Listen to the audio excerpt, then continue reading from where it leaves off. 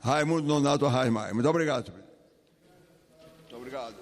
Obrigado, deputado Mauro Benevides. Passamos agora para a liderança pelo PV, acrescentando o tempo do pequeno expediente e o tempo de liderança. Vossa Excelência exporá de até 8 minutos. Excelentíssimo senhor presidente, senhoras deputadas e senhores deputados. Venho a essa tribuna para tratar da reforma da Previdência. Nos próximos dias, o governo federal deve encaminhar uma proposta de reforma previdenciária para que o Congresso Nacional delibere sobre o tema.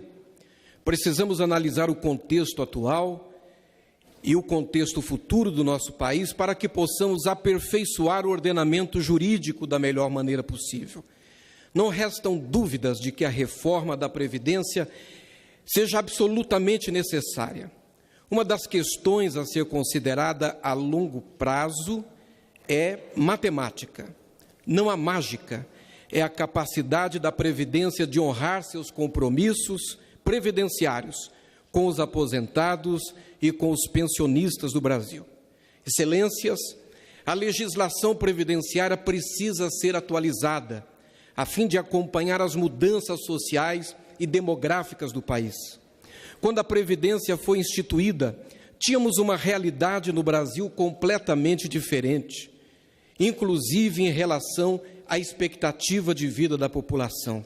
Nas últimas décadas, tivemos um significativo aumento na expectativa de vida.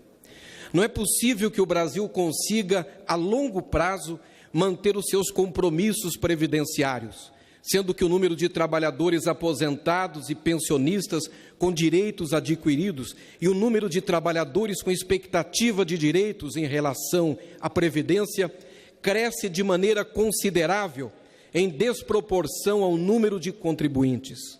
Essa Previdência, em algum momento, vai explodir.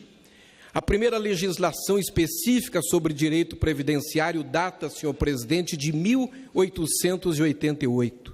Foi o decreto 9912, de 26 de março de 88, que regulou o direito à aposentadoria dos empregados dos Correios. A primeira Constituição Federal a abordar especificamente a temática previdenciária foi a Constituição Republicana de 81, no tocante à aposentadoria em favor dos funcionários públicos. No ano de 1892 foi instituída a aposentadoria por invalidez e a pensão por morte aos operários do Arsenal da Marinha, e em 1919, o Decreto Legislativo 3724 instituiu compulsoriamente um seguro por acidente de trabalho. Contudo, como as leis eram bastante esparsas, somente com o advento do Decreto Legislativo 4682, de 14 de janeiro de 1923, houve um marco para o desenvolvimento da Previdência Social brasileira. Ao longo dos anos, várias outras leis trataram da Previdência, porém a Constituição Federal de 88, até então em vigor, expandiu o tratamento constitucional dado à Previdência Social, dispondo pela primeira vez do termo Seguridade Social, como um conjunto de ações integradas envolvendo saúde, assistência e previdência social. Todavia, essa legislação está baseada em uma sociedade diversa da atual, e principalmente da sociedade que vem se evidenciando para o futuro. Se não tomarmos providências hoje, encontrarmos caminhos em algum momento no futuro, a Previdência não conseguirá pagar os beneficiários e acabará tolhendo o direito de todos os brasileiros. Hoje já estamos vendo acontecer com os servidores públicos aposentados de alguns estados e municípios, e há uma pequena amostra do colapso futuro que se evidencia.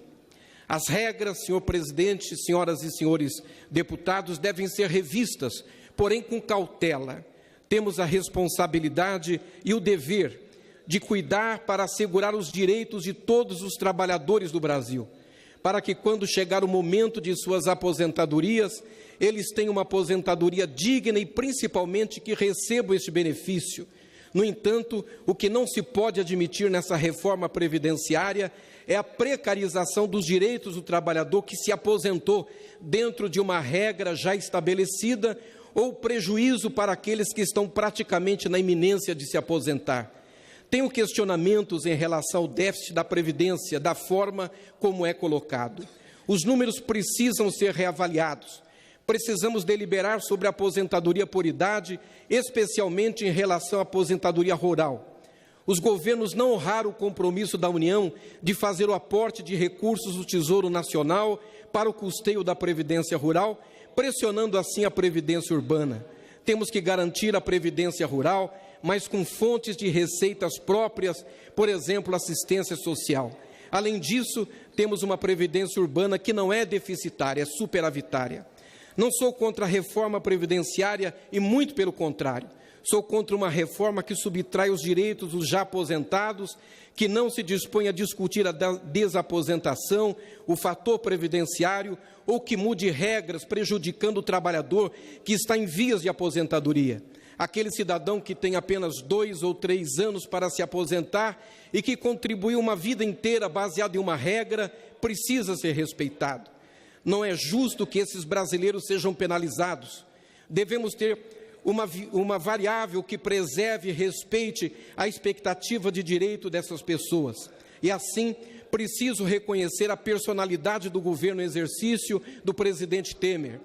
A decisão de enfrentar um tema tão polêmico em um ambiente politicamente tão complexo como o que estamos vivendo, considerando inclusive que nos últimos anos todos os governos sucessivamente evitaram tratar do assunto com objetividade.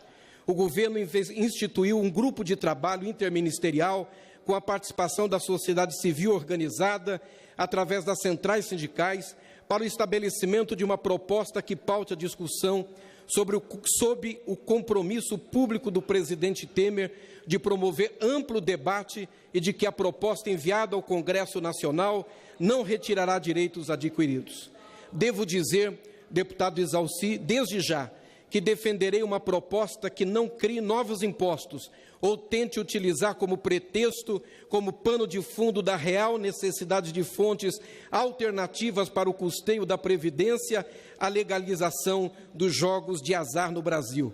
Na Comissão Permanente de Defesa dos Direitos da Pessoa Idosa, que tenho a honra de presidir, abrimos uma série de audiências públicas com o objetivo de consolidarmos nosso juízo sobre a matéria e podemos, assim, contribuir com essa agenda.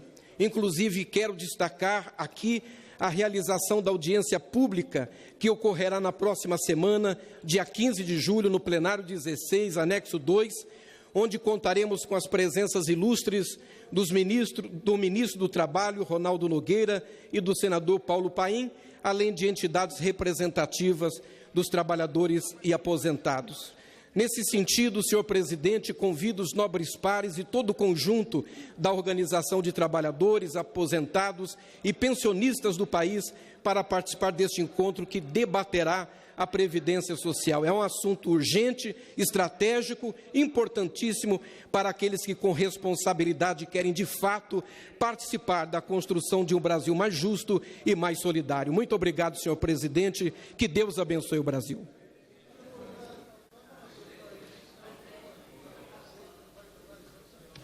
Olha, nós temos agora o pedido de liderança.